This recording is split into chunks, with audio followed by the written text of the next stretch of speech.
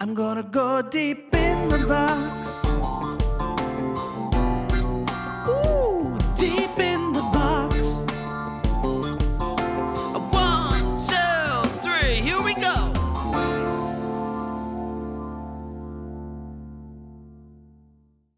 Do you feel that?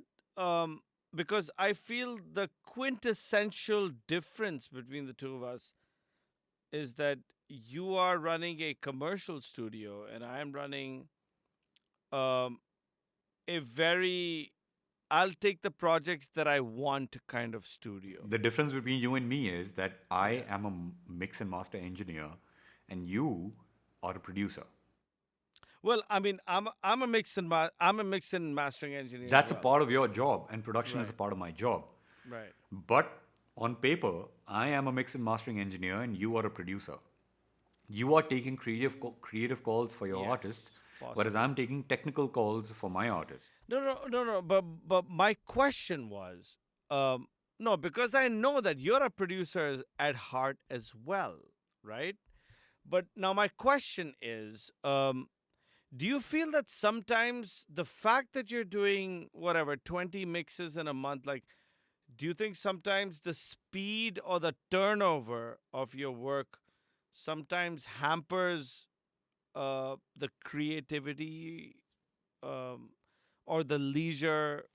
I don't want to use the word quality, but like you know what I mean. Just like let oh let's take our time with this type of a vibe. Actually, in a way, no. In a way, yes. I'll tell you in what way no is when there's an artist and they're absolutely set with this is this sound that we want, and this is the vibe with it that we're going for. I don't want your production inputs and stuff like that. I want to iterate on that later, but in that case, I literally deliver what the reference is, what they want. And then there are some artists who say that, Mukul, I'm giving you freedom to what you want to do. And thanks to my practice and years of spending my life in front of my studio, even when I have free time, I am an idiot. I either game or I'm at my studio. You know, like I travel once a year. Because of that, I already know what I want to experiment with. And when I hear a song, I instantly know that this is what we want to do. This is how I want to do it. Are you okay with that? And they're like, all right, I'm giving you free reign to try it out. Let's do that. And more often than not, they've actually gone with what I have suggested. Uh, and here's the thing, there are two different kinds of clients that I get more often than not. And one is, I'm coming to you for recording. Here's my producer, or I'm producing myself. This is what I want. Deliver. In that case, I put up the mics, I do the thing, and I give them a clean ass recording that can be molded into anything that they want later. And then there is a person who comes to me and says that I have an acoustic guitar, I've written these songs, I want you to be my producer. In that case, I will tell the person, I want you to record demos first. Come and record a demo with me. We're going to structure the song, rearrange it. I'm going to suggest some musicians, probably get Addy or Sood, or get this guy for the bass or that guy for the violins or whatever it is. Or I can do the bass. We take that call and we spend our time on that. So if the person is hiring me as a producer, I take the liberty to interfere in the creative process. If the person is hiring me as a studio, then it's none of my business. I am not going to interfere. That's not my business. Because that's how an efficient output comes out. I think I'm finally getting your point of view. So you avoid using analog compressors because you're like, you know what? I don't know where Maybe it's the going. fucking mix engineer doesn't want any compression, so let me I don't know just where it's not going. do it. I don't know what you want from it. I am Right. not the producer. My job is to give you a clean, neutral recording that can be So molded into anything that you want later. that makes sense. You get it? That makes sense. But I think 50%. I'm so bullheaded that I would still use a compressor and maybe get 1 or 2 dB No. of compression. See, Thinking that's why I thinking said, that the guy is not going to even know that I used it. that's why I said you're a producer and I'm an engineer, because 50% of my work Yeah. is just recording and then saying bye-bye to the recording. Yeah. Yeah. I don't Very have anything to do with detached. it. Because I'm not mixing it. That's very Somebody else detached. is mixing it. That's Right? very But cool. when I am mixing it, Yeah. and when an artist specifically comes to me and tells me, I want you to produce it, that's when I start interfering. That's when I start taking decisions creatively. That is a very good point. And that Otherwise, is actually a key if I am difference not the between us. producer, then Because my job the is to only deliver. time where I'm only the engineer is usually mixing. It's not recording. If I'm recording, I'm producing it.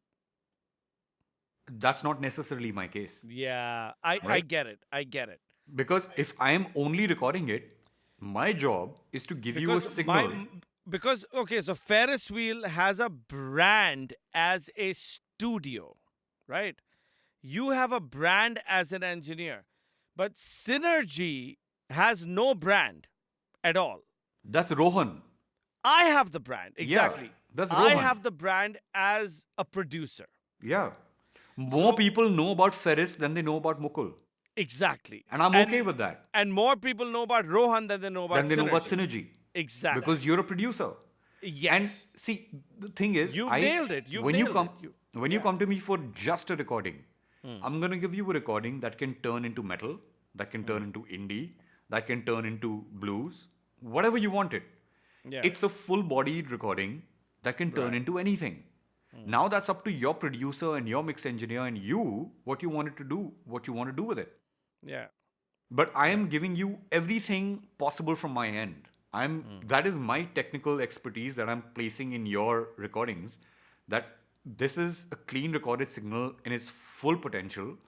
Now you do what you want with it. But if you are coming to me as a producer and you say, I want dark vocals and I want a solemn vibe and I want this, then I might be like, all right, I'm going to use a ribbon mic on you and I'm probably going to use a darker preamp on you and I'm going to compress you on the way in, so that you can belt out and not feel that thing taking over the song. So that's when I take these decisions. That's when I record you with the compressor going in or with the EQ going in. Otherwise, I won't. I don't want to take that responsibility on my head that यार तूने compression ऐसे लगा दी अब मैं ऐसे नहीं कर पा रहा. Getting a call from the other engineer, dude, I'm sorry, that's not my job. Yeah. You're going to another producer, right? You trust him, right? He has the equipment that you want, right? Take it. But if that other engineer says, no, I don't have this daking that you have, can you send me a daking thing also? I'll tell him, listen, I'm going to send you a clean thing and I'm going to send you a compressed thing. Who's gonna ask for that? That's so crazy. So I'm going to send you 2 files. One will be clean and one Do will me be a daking. favor. Do me a personal favor, and if you lose any money on that, I will pay you back the money that they were supposed to pay you. Okay, that's my promise to you. But please, just as a personal favor to me, try this once. Compress something and just tell them that you didn't compress it. But as in, when I say compress, don't fucking get 20 dB of fucking gain reduction. Get 1 or 2. 1 or 2. Just get the needle moving like that. Yeah. Kiss the needle. Kiss the Yeah. needle. Don't fuck the needle. Kiss it. Okay? Just kiss it. Just kiss it. Just kiss it. Just kiss the fucking thing. I would bet my balls to the point that I'm like, may I never have sex again in my life. That the whoever the fuck is mixing that shit will never know. You're actually right. No, it depends on what you're using. I mean, if you're 1 or using 2 a dB, fast nobody will know. compressor, okay, You're absolutely maybe. right. See, the thing is, I want to be as true and as honorable as I can from my end. I get it. I really want to deliver what is reliable. I get it. And if the person has a problem with it, I'm willing to do that on my time. Right. Right? Right. But coming back to your original question, that's just 2 of my equipment. Right. My third favorite equipment So all of this conversation will be edited, by the way. Okay, the third is what? You can speed it up and chipmunk my voice, and that's all right. Like, people know what I sound like. Yeah. They know what I sound like. What's the third? It's gotta be the fucking warm audio EQP WA. What? Was that it? No way. What the fuck? Did I just guess it? No. Yeah, bro. I guessed it? No way. It's gotta be that. Because It it's is. like, It is the pull tech. Yeah. yeah, dude, because it's like, oh. It's like mine's lying right there in the box. It is. It is. Yeah. You gotta try that shit, dude. Oh, I've tried it, of course. But You boost 4, you cut 4. It's not boosting anything, but it's it's the saturating that slant. thing. It's the slanted curve. No. The best part is because it's a tube EQ. Okay. You boost 4, but then you cut 4. So whatever you boosted is coming back to normal. Yeah. But because you boosted it in a tube EQ, it's saturated boosted, and now you're cutting back the saturated signal back down. So No, the EQ is not and actually also- an EQ, it's a fucking tube saturator. It is. Oh, absolutely, it is.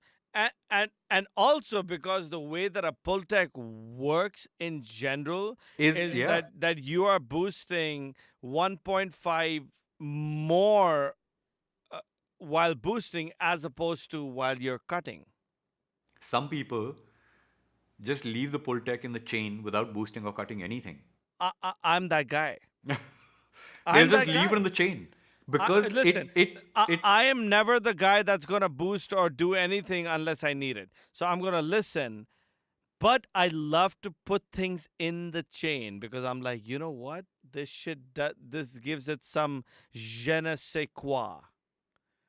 This gives it something, that is like, it's fucking orgasmic. Like fucking, absolutely, it. man. My That's my- so crazy. That's my- so crazy. Love it. I love it. I love it. Mine's My- lying in the box. I've tried it. I'm getting a new desk, and I think it's arriving in 2-3 days. And as soon as it does, all of that shit's going to be installed in the desk. Oh, nice. Yeah. So as of now, my studio is very messy because I have all that. So the latest thing that I've acquired, which you might geek out with me on, is the fucking Black Lion Audio Bluey. Yeah. Where'd you get it from? I got it from fucking Dipit. Oh shit, that guy rules, man. He gets everything. What the hell?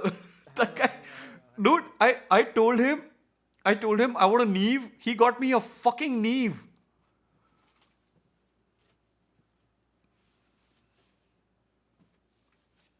You. I'm.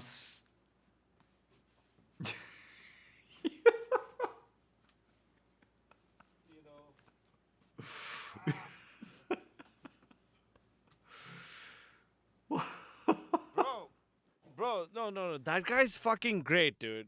Dude, I told him I want a Neve. He's like, yeah, I got a Neve. I want a manly. I'll get a manly. I want an icon black colored fucking controller. Yeah, I'll get that. Dude, I called him the other day. I want a Genelec fucking the new series. Yeah, I'll get that. He's like, he called me out the other day. भैया आजकल ना digital patch bays आ रहे हैं flock audio के चाहिए. I was like, bro, what the fuck is wrong with you? And by the way, this patch what the bay. fuck's a digital patch bay? Fuck, I've dude. I've never heard of that. Check this out. Yeah. Check this out. Let me just. It's a box with just one button in front. Just one button. Okay? Okay. You connect everything at the back, Hardwired. hardwired, everything at the Okay. back, and that's it. You connect it via USB to your PC. You control it from your fucking computer. Yeah, dude. No. Are you fucking kidding me? Have you ever worked on Reason? No.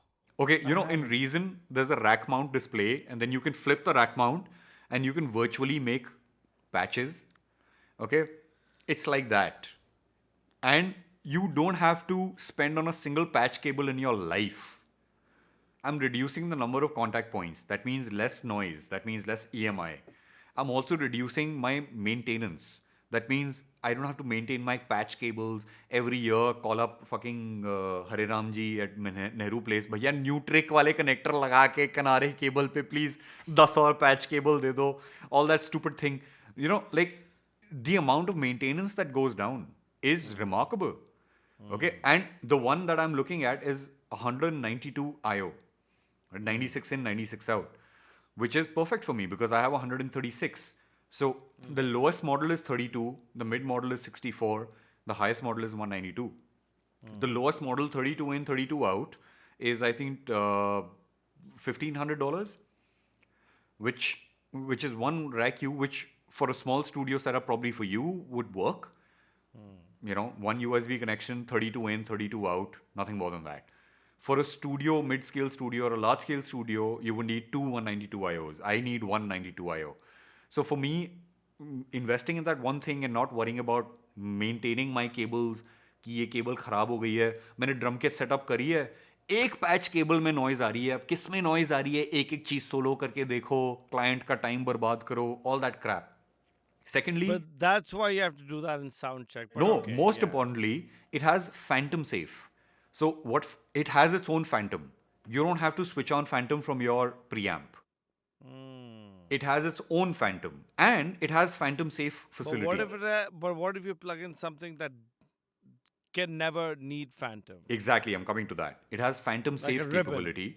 So, for example, I know that I will be connecting my ribbon mic to input number 9 at all times. I can put a phantom ban on input number 9.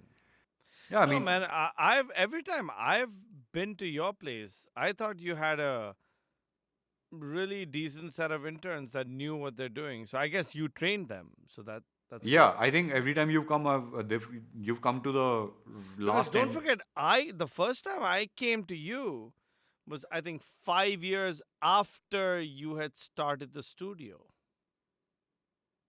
3 years, okay. Yeah. So I came to you first time 2019. 3 years after I started the new studio, this current one. Otherwise, I've been on. Ferris wheel exists since 2008. Okay. Okay, got you. Wow. Damn. So are you kidding me? So 2008 was like the peak of the whole fucking scene. Yeah, I know. How did I not it's been know a announced Ferris that. wheel then? But that's so crazy that it takes that long for a brand to grow. Yeah, absolutely, man. Like, especially in an industry that's so niche. But coming back to my fourth favorite, Yes, yes. Bring us back. Because we can keep fucking geeking out. I think Yes, my your fourth favorite would be my UAD Apollo 16. Nice. I have to, I mean, it's reliable as fuck. Its dynamic range is 133 dB, which is the second best in the industry right now. The best is Antelope Audio at 136. Tell me something. What do you think about, okay, in case you have a converter that's a UAD, what did you think about having different companies being like a multiple converter? Suppose you have one UAD and one Antelope. I have an RME. I use a dual audio interface setup. So I have an RME and a UAD. I use my RMEs when I need 24 inputs. I use a UAD when I'm just working with 1 or 6 inputs, like singers and guitarists and all. So the difference So that we I've use found, the RME both times that I came to your place. UAD. Oh, that has what, 16? Yeah, UAD, because I could manage an UAD. Okay. But if you ever ask for more than 16, I'll have to switch to RME. More than 15 actually, because one is dedicated to talkback. Because mine is an entirely digital system. I don't have a mixer. My talkback is always from my Yeah, and audio I think interface. we used 13 for drums, so it was fine. Yeah, that was fine. RME, I am actually very happy with. The only thing I have with RME is that while I'm monitoring the entire mix, while recording, my master output is actually approximately 20 to 30 dB SPL lower than the UAD for some reason. So on my monitor output, uh, my monitor controller, where all my monitors and my sound cards are converging, my UAD seems to give a louder output without peaking. And my RME seems to give a slightly less louder output without peaking. So that's the only tiff I have with RME, but otherwise it's the same dynamic range, 133. UAD and RME have the exact same dynamic range while recording and conversion. It's 133 and I have absolutely no problems with it. So these days what I do is I record on RME, but then while mixing I switch my sound card to UAD and I use that for all my outboard and mixing. Okay. And I also use the UAD preamps as external preamps for my RME. Do you ever use like the Unison plugins? Oh yeah, I do. I've actually purchased the Neve and some compressors on the UAD plugins, and yeah, they work well, dude. There's no doubt about it. When I'm running short on my Neve actual hardware plugins, preamps, I actually use the UAD Neve 1073. Nice. But yeah, that's the only thing. I mean, I record on RME, I mix on UAD. Got you. I mean, So on a what- big scale studio that is completely digital, you gotta have this. Yeah. Unless you get a mixer. Yeah. And So I don't what's- want to ever buy a mixer because if my mixer conks in India, I am not willing to fucking buy somebody a plane ticket from UK to come here, fix it, set him in a 5-star hotel, spend fucking 10 lakhs on just this guy to come and fix it. Fuck off, man. Doesn't make sense. That is not a good business Listen, decision. as far as mixing is going, things are moving way in the box. Absolutely. Bro, fucking Michael Brower sold racks Dude, and racks Andrew and Sheps. racks of his Check out Andrew hardware. Sheps. You know who Andrew Sheps is, right? The course, rabbi. yaar. Fucking RHCP mixing engineer. He himself says it. He himself says it. I don't mix on the board anymore. I mix in the box. I Dude, mix even Michael everything on Brower has plugins. started mixing in the box. He's sold thousands and thousands, like he's sold $100,000 worth of hardware because he's like, I don't use it anymore. I'm fucking mixing in the box now. Like, that's why. So the reason I'm buying hardware, because I want to record through it, but I still want to mix in the box. Another reason why you're buying hardware and I'm buying hardware is to get more clientele in. Yes. Because Yeah. there are still some people who are adamant and hell-bent that we want to record on the actual hardware. Yeah. So unless you are somebody who's Michael Brower, Andrew Sheps, that your name will sell your mix, you're gonna have to rely on hardware. Right. I mean, every time I buy new equipment, I ask myself one very simple question. How many people will actually use this? And how many people will actually come because this is in my studio? I can buy a JCM any day, but only 3 bands will come because of that. That's why I, instead of JCM, bought the Earthworks drum kit mic set. Because there are more drummers than there are classic rock people. Right. And and the thing is, for me, the way I'll have my studio set up is obviously so that I can use it both ways. I can use it on the way in and on the way out, right? Exactly, same here. But I have a feeling that 99% of the times I'll use it more on the way in. Again, that's the difference between you being a producer and me being an engineer. Sure. Because Yeah. I don't know where the song is going. Yeah. Sometimes a band comes, they record, they're not sure whether they're gonna get it mixed it with me or with somebody else. It's after the recording and when they hear, wow, the recording is so clean. Yes. I'm pretty sure the mix will be as good. Then I they take the understand decision, all right, Mukul, let's mix it Yeah. with you. So, you know, Yeah. 50% of the times the mix isn't coming to me. Yeah. It's a recording studio. I run so a I- recording studio. Yes. So like I understand the mindset. So so Srijan and I worked on a project together, which is on a film.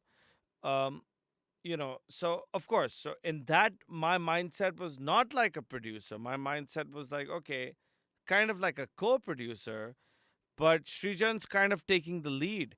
So I'm like, okay, bro, what do you want me to do? Should I use a compressor on this or should I not?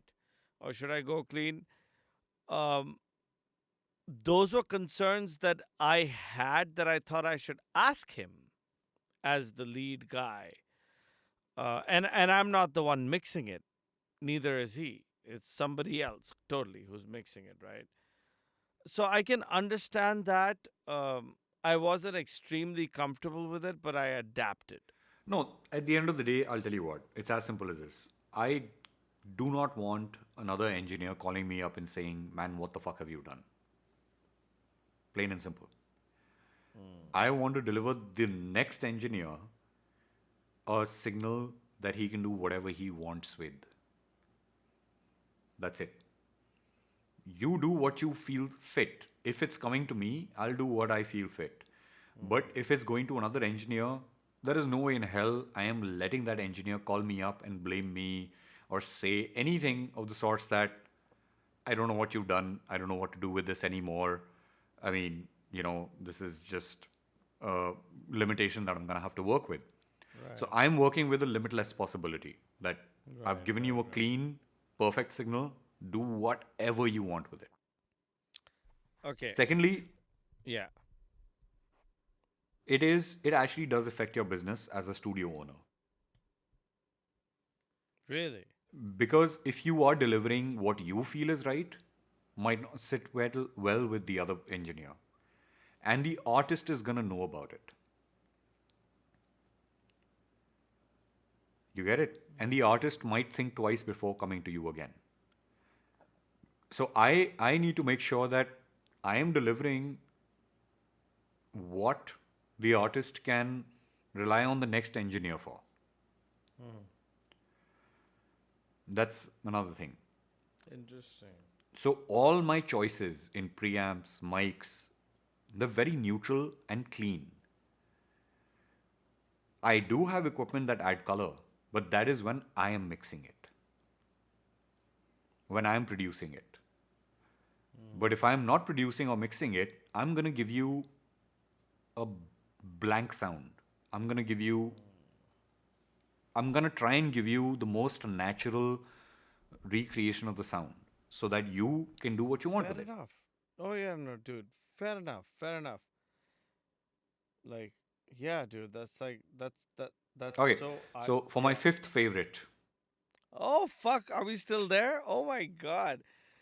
We can talk forever. Okay, what's your fifth favorite? my monitors. Yes, I swear by course. Genelex. Of course. Yeah. With the woofer. Have you tried ATC? I have not. I have not tried, either. I've heard so much about them. I would like to try them just to see that what the fuck's I've the tried big deal. Dynaudios, I've tried KRKs, I've tried Adams, I've tried Yeah, Genelex. Genelex worked the best for me. I've tried out of Genelex. those I options. have tried The guy who Yamahas. designs my studio, like, he told me, yeah, but Genelex make everything sound good, but Dynaudios give you the real picture. I'm like, who the fuck told you that, bro? It's a matter of getting used to. I've had this conversation with Adam lovers as well. Adam people will tell me that Adam audio tells you what's real and Genelec lie to you. And I understand where they're coming from. Every fucking studio I've been to everywhere around the world Has has Genelex. Genelex. Has at least one set of Genelex, bro. Yeah. Like, how can you not acknowledge that? No, but Yeah, I fuck actually your gyan. understand. I appreciate the argument that at least the Adam people are putting forward. I have worked on Adams. I think Adams are great for organic music. And when I say organic, I mean stuff that is really recorded and not sampled or synthesized. Not for electronic music. For My electronic type of music, my music is organic, right? I will always, for electronic, I will always suggest KRK and if not Genelec. If you can't afford Genelec, KRK is your next best choice. VXTs. But for people who only do rock or jazz or blues. Only. And I mean only. I think for them, Adam is the right choice. I don't know, dude. I think it's okay. What you said about getting used to your room. No, that is absolutely there. You need to get used to your room and your speakers. No. You The can't. same way, getting used to your speakers is also so key because it's like, listen to things that you've been listening to your whole life on multiple speakers, multiple headphones all through your life. Like for me, it was Jackson 5 or the Beatles. Like I've been listening to Jackson 5 and the Beatles like ever since I was 4 years old. Like on every fucking possible speakers, I've probably heard Hard Day's Night, you know, or like I've heard I Want You Back by Jackson 5. I know those songs in and out. Like I know them. Like I'm like, oh my god, I've heard them on every shitty headphone, every shitty speaker, amazing speakers. Um, to me, it's a balance about knowing your room and knowing your speakers. I think if you get used to a speaker and you're able to deliver good mixes that your client likes and that's able to get onto any kind of charts, why fuck with it? Absolutely. No, absolutely. I keep telling when people ask me, there's so many people ask me, you mix my Mukul. Sir, I can't afford Genelex right now. And I'm like, so what? I didn't have Genelex for the first 8 years in my career. CLA 10, that's the option. And my CLA career is 10, they're only cheaper. 13 years old right now. Yeah. So for a better part of my career, I didn't have Genelex. And I learned from lesser speakers, lesser brands. And I would say what I learned from them is far more valuable than what I learned from Genelex. Genelex just make my work faster. Okay. Yeah. And I understand when people say Genelex lie is because, okay, I think there are two kinds of mix engineers. Mix engineers who like to enjoy their work while they mix, and mix engineers who like to enjoy their work after they've mixed. Okay? And people who like to enjoy their work while Why they mix. Why can't it be both? But okay, yeah. People who engineers who like to mix, like to enjoy their work while they mix, will always prefer Genelex. Genelex do have a warm, kind of distracting sound. Not distracting, actually. Kind of, I don't want to use the word lying, but a sort of a exaggerated betterment in the sound that other monitors don't. Interesting. Whereas when I've mixed on KRKs and when I've mixed on Samsons and I've mixed on Adams, they've sounded like, meh, okay, it's sounding good, it's sounding balanced. I think a part of me is so scared to move on to something else. Yeah, dude, that's what, first off, it costs so much to buy a new monitor. Okay. Because I'm like, hey, dude, I'm happy. Like, with you're this. gonna end up spending 7-8 lakhs on a new pair of monitors. clients I mean, are at this happy stage, with at least at this. my stage, Yeah. for me to move on to new monitors means spending 7-8 lakhs. Okay. And for me to I'm spend not that much spending amount of that money much. and be like, unsure of what I'm gonna go through is scary. I Okay. have very small general. And for some people, spending 50 grand is scary. And I understand that. Like KRK is costing me 50 grand. I don't know if I can fucking afford that. What if I'm making the right decision? I completely understand that fear. It is fearful, Yeah. But at the end of the day, you're right. And I also agree with the fact that it's a matter of getting used to the speakers.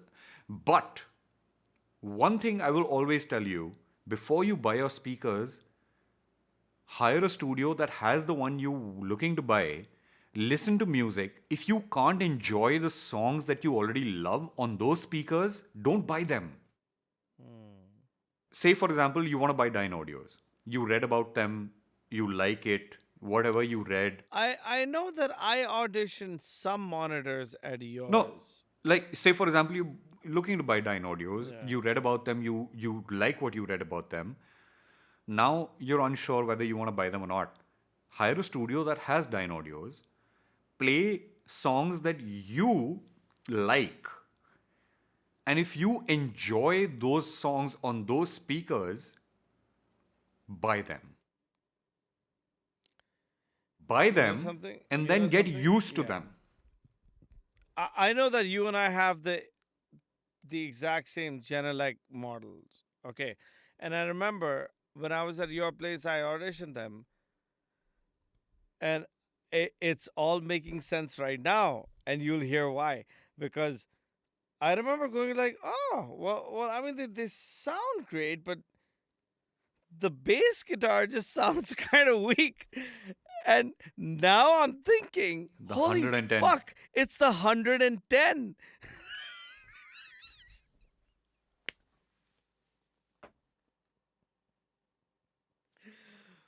Fuck. No, but that will be a flaw in every studio. There'll be a phase cancellation in your studio. Of course. You know something? Okay, dude, how the fuck do I find out what is canceling out in my... I found it out through mixing a few songs and realizing that. Oh my god! I guess I haven't had any complaints, so I've just been okay with it.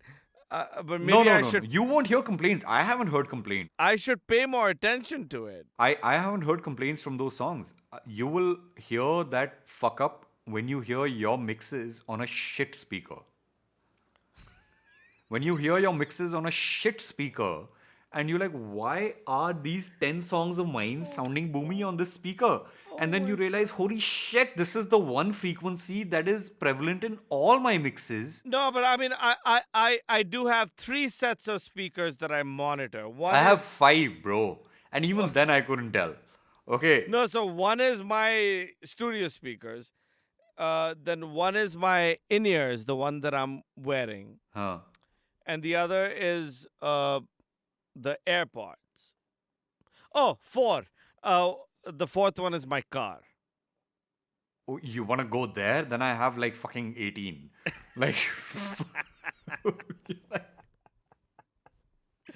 Okay, listen. Moving on. We have to move forward. Top 5 plugins. The 5th favorite. Oh, no. Let's My go 5th favorite fifth. hardware is still not done yet. Okay. Oh my God, are you serious? I thought we were done. Oh, no, we are. Genlex are the 5th favorite. Sorry. Yeah, the Genelecs are the 5th. Okay, so what are your top 5 plugins? Okay, you know what? I'm not going to waste time on this. I'm just going to name them out. Name right them now. out. Okay. Yes. The VMR from Slate and Nice. everything that it comes with. Okay. The fucking FG stress, the distressor, the fucking, the EQs in it, the Love it. EQ air and the earth, the filters. Oh my God, they're fucking amazing. VMR, if I have 24 tracks in my mix, which is the right amount of tracks in a mix. Do you ever use the VCC No, I haven't. on the VMR? The console preamp gain thing? No, that I haven't. It's in the VMR. Yeah, I know it's in the VMR, but Oh, the black dude, it colored gives one, you- right? It gives you that console warmth. Yeah, no. I'll tell you my favorite ones. The stress, the distressor. Of course. The That's the SSL reason that I applied for the Slate Digital. Because I Okay. wanted a distressor plugin. Okay, then I have the SSL EQ, the earth and air filters, the fatness, the thickness, and the sparkle. Revival. Revival, yeah. The Yes. revival thing, saturator, and the London saturator. The VMR is my number 1. Okay. Verb Suite for my reverbs Nice. from Slate again. Yes. Then the Fab Filter collection, the entire collection, Fab Filter. Pro Q3? Pro Q3, the limiter, the fucking DSer, the DSer especially. Oh my God, the DSer. It's amazing. Okay. You know something? Now the Pro Q3 has a built-in de-esser. Yes, it has a dynamic multi-band within the EQ. Yes! Which is I use fucking that amazing. as a fucking de-esser. All the fucking... And then after that, I use the Fab Filter DS. Okay, I only use the DS. No, I need 2 layers of de-essers, dude. It's just like... I'm so you need to sensitive choose to a that. darker mic, my friend. No, I'm just very sensitive to that. Then Okay. Also, another reason is because the first couple of mixes that I would send to the mastering engineer that I work now with, and he's like, "Oh, bro, you gotta DS more. You gotta DS more." And at some point, I have to trust his judgment. I have to like, okay, cool. You want me to DS more? You know what I'm gonna put? That's what's been working. That okay. So next, so you got the VMR? you got the VMR, you got the Fab filter. What's No, next? VMR, Verb Suite, Fab Filter. Then I've got the Ozone Imager. Just the imager. Ooh, I've never tried that. The Okay. So that's really helpful in converting mono signals into stereo. So is that what is that isotope? No, ozone. Oh, ozone. Okay. My Ozone bad. Imager. And then finally, I have got BX Mastering EQ. Stereo The dynamics. V3? Yeah. The The V3 I fucking love that Yeah, dude. plugin, bro. that thing really kills it, dude. I mean, It's even always on my mix bus. yeah, always. Fuck. I want to add a sixth one for monitoring, and this is like a Levels? no, this is like a, I would say, one of my most dependent The plugins. WLM? And no, Meter? it doesn't affect the sound in any way. In any way. It just tells me the readings. And this is called the isotope tonal balance. Oh, okay. The tonal balance just gives me confidence into what I've done is right. It You know? tells you where you are. Yeah, it is just fucking amazing. Tonal balance And you kills can it. dude. choose genres. Yeah. I like that. You can choose the genres. Yeah, You're like, bass you know what, heavy, bro? classical, You fucking- need to dial back those low mids a little Yeah, I bit. know. Like fucking your 200 is killing it, dude. Push it back. Oh, dude. Yes. I rely on that quite a bit as well. I love that. Okay. Next question. I know because we're having so much fun and now I'm just zipping through the end. Okay, advice to the next generation of home studio owners, like any advice to how to make it in this very competitive in this industry. For the first 5 years of your career, never say no to a job. And never do a job for free. Even if you're charging $500, charge something. But never say no to a job. By saying yes to a job, you are exposing yourself to more networks and more people and opening yourself to better jobs, because even those people will grow and give you better jobs in the future. So never say no to a job and never do it for free. Always demand in advance and charge something. Secondly, I understand that you need money to set up in this industry, but trust me, if you were to look at 50 years ago, it was even harder. You don't need a tape machine, you don't need to spend crores on a fucking mixer. Within a matter of 2-3 lakhs, you can get a setup with acoustics that is perfectly acceptable and going. You can take a loan. Don't be afraid to take a loan. I have taken loans. Don't be afraid to take a loan. If you are confident in what you're doing and if work is coming, take a fucking loan and get going. If your parents are not supporting you and if you're 18 years and above, open a bank account, take a fucking loan and have the balls to pay it back. It is going to work out. And if it doesn't work out, then you know you weren't meant for it. Your work ethic or something needs to improve. It'll be a lesson.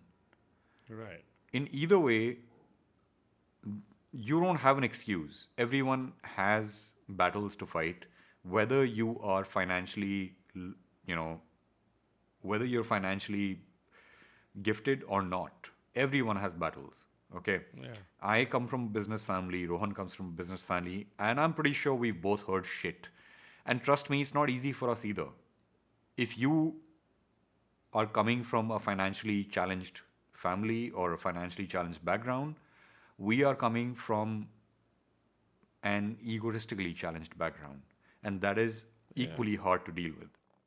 No, what we had to deal with was, well, why the fuck do you want to do this when No, you I mean, already have this? you know what we had to deal with was with comparison of things.